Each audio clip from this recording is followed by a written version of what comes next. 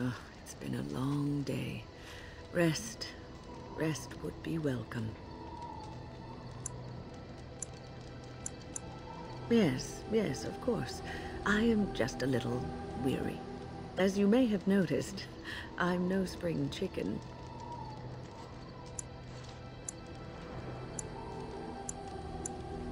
Thank you. You're very kind to say so. But in all honesty, I do not know how many years I have left in me. I have lived for such a long time, but there is always something else to do. And I have to keep going in order to do it. I think I will be glad when I am done.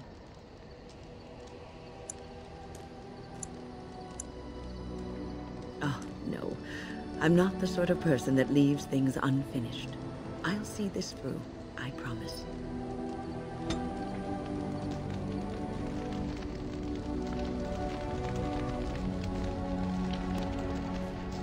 I enjoy the nights at camp. The night always seems more peaceful to me, safer. I feel the night grants us a reprieve from the troubles of the day. Silly, isn't it? The darkspawn never sleep, and they lurk in the shadows. I enjoy those nights when we stand guard together, talking to pass the time in those small hours. Well, I talk and you listen mostly.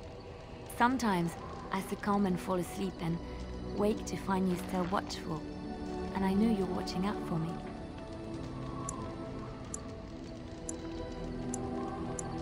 What I'm trying to say is that I trust you. I'm comfortable around you. I know you'll be there when I need you. You are our leader and my friend, and sometimes I think that maybe we could be more than that. Maker, look at me stumbling over my words like an ill-educated peasant girl. Some bard I am.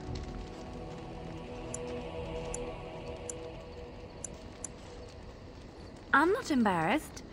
I'm just flushed because of the heat.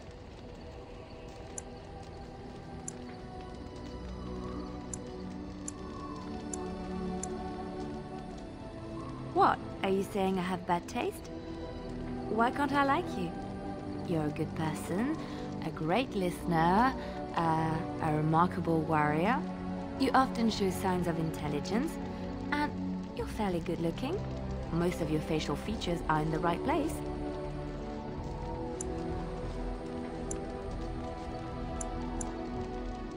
You're welcome. I try. There isn't much more I can say. My feelings have been laid bare. You are very special to me.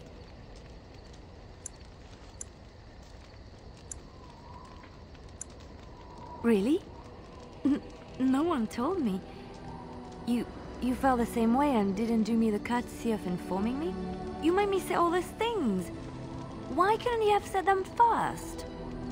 Oh, you... Oh, how very awkward. Oh, chivalry is so dead, making the lady spill her guts like that.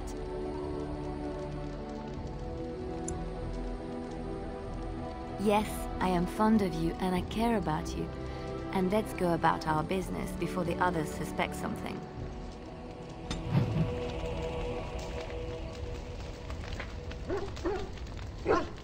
The stars are out.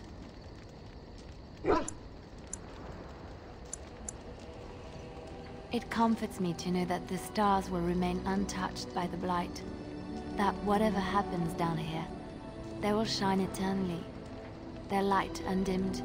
There is a story about that cluster of stars over there. Do you know it? Elindra and her soldier? A long time ago, there lived a fair maiden called Elindra. She had many suitors, but spurned them all, for she did not love them. One day, Elindra was sitting by her window in her father's castle, singing and dreaming, when her lovely voice caught the attention of a young soldier. Entranced by her song, the soldier drew near to Elindra's window. As their eyes met, he fell in love with her, and she with him.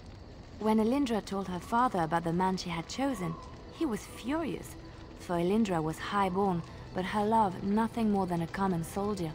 To keep them apart, he had Elindra imprisoned in the highest tower of his castle and sent her soldier to the wars. Alas, not a month had passed before news of the soldier's death reached Elindra. Alone in her tower, Elindra wept for her love and beseeched the gods to deliver her from this cruel world. So earnest was her plea that the gods themselves were moved. They gathered Elindra into their arms and lifted her high into the heavens, where she became a star. The gods also raised up the soul of Elindra's soldier love, and there he dwells, across the horizon from her.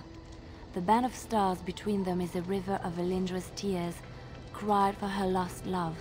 They say that when Elindra has cried enough, she will be able to cross the river to be reunited with her soldier.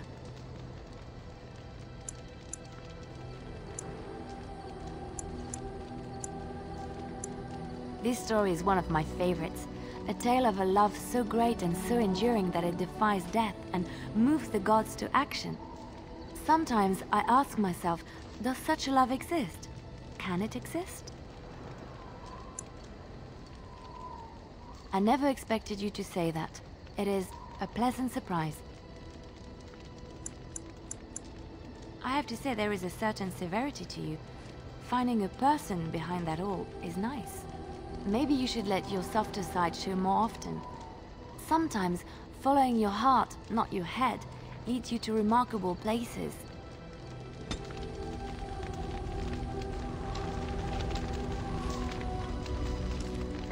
Here I am.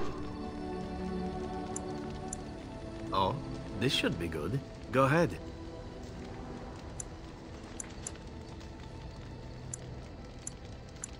Well, the crows would have you believe that it is an involved process that takes years of training. The sort that tests both your resolve and your endurance. Survive that process and maybe, just maybe, you're good enough to start being considered one of them. But quite frankly, the truth is that all it requires is the desire to kill people for a living. It's surprising how well one can do in such a field.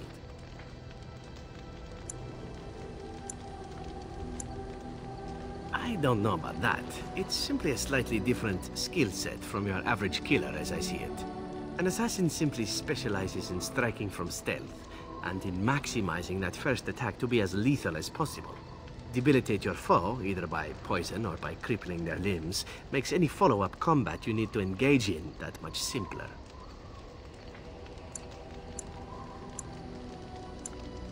See? Getting paid for the act is beside the point. An assassin is more a tactical choice than a lifestyle. Of course, the crows like to pretend that their abilities are trade secrets, shrouded in shadows and wrapped in a blanket of mystery. So let's just keep this between you and me, shall we? Here I am. Oh, I certainly could, but I won't. I swore to the crows that the things they taught me were to remain a secret. And while, yes, they are already angry at me, I'd rather not push things, you see.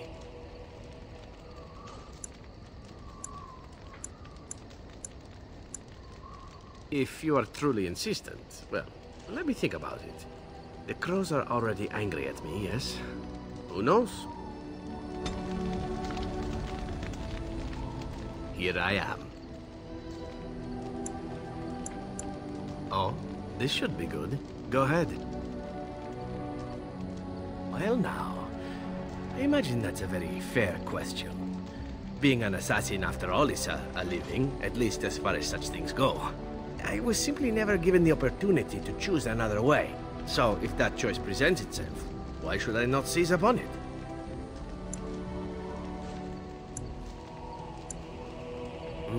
To be truthful, I didn't even know the crows existed when I joined them.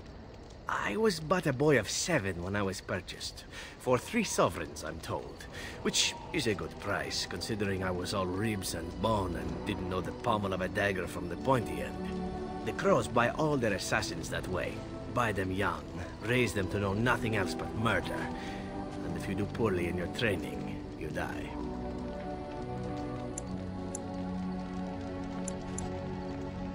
Of course, you compete against your fellow assassins, and those who survive are rightfully proud of it.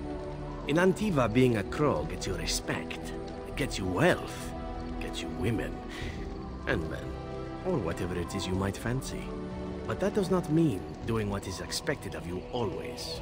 And it means being expendable. It's a cage, if a gilded cage. Pretty, but confining.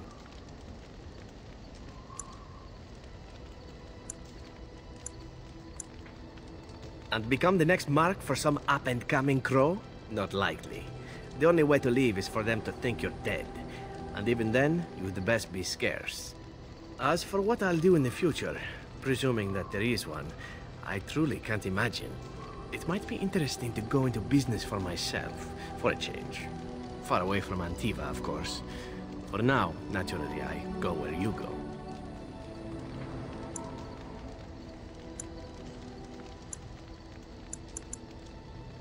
Everything changes, my friend. Come now, enough chit-chat. Talking about the crows summons them, you know. Any Antivan fishwife could tell you so.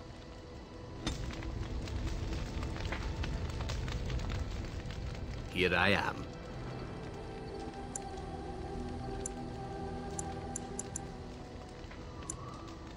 Oh, this should be good.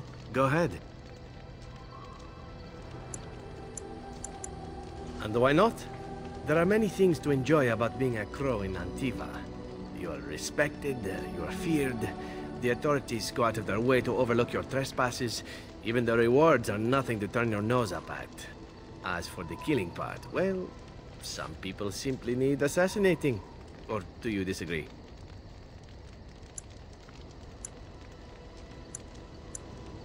Now there's an interesting word, innocent. How many men do you know who can claim to be truly innocent? But if you're talking generalities, such as children and relatives and bystanders and such, never on purpose. But it happens. It's unfortunate, but death comes to us all. If not me, then some wasting disease, or a fall down the stairs, or at the hands of a darkspawn. It's all relative in the end.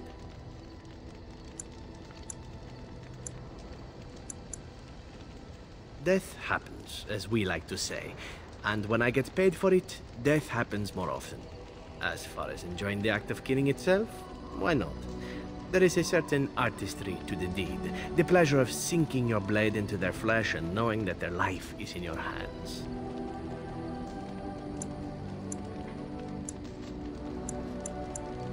It is not pleasure, per se, nothing sexual. It is more a sense of satisfaction, a feeling of power. Does that make sense? No matter. There are many things I did not enjoy about being a crow, of course.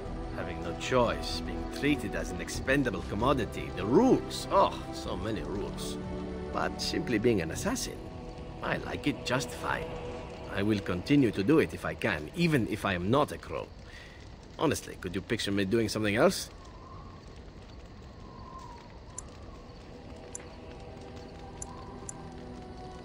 None that I wouldn't get into trouble for performing publicly. Of course, all these thoughts are moot. Chances are still good that you and I will perish, eaten by darkspawn or slain by the crows at some point. Very gruesomely, I imagine. But it is pleasant enough to chat about. Come, let's move on while our boots still have some wear in them.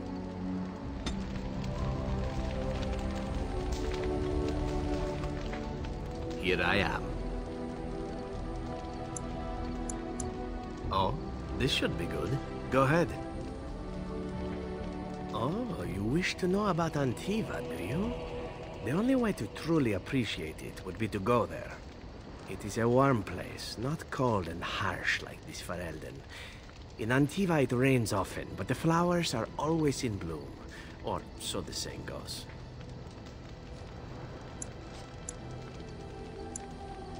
It's not really a matter of wanting to go back. I cannot go. At least not yet. I hail from the glorious Antiva city, home to the royal palace. It is a glittering gem amidst the sand, my Antiva city. Do you come from someplace comparable?